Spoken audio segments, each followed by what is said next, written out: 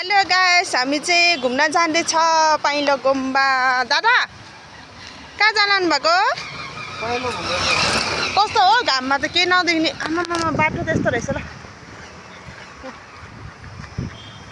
कस्तो राम्रो हो, म त गाउँमा हिँडे जस्तो पो लाग्यो। वाउ फुल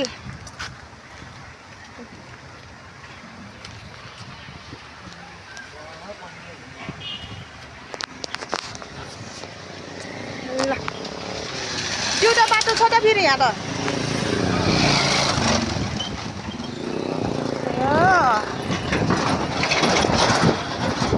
कस्तो राम्रो रहेछ।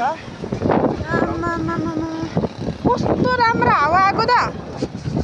ल गाइस हेर्नु ल, यो चाहिँ साइम्बुको यता पछाडि के भन्छ सिङ्गल्टी जाने बाटो, यो डाँडाको पछाडि पर हो। अनि यो व्हाइट गुम्बा जाने बाटो। घर बनाउँदै रहेछ यहाँ।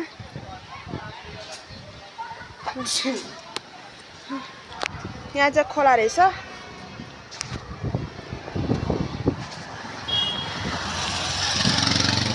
ल कस्तो दामी रहेछ। आमामामा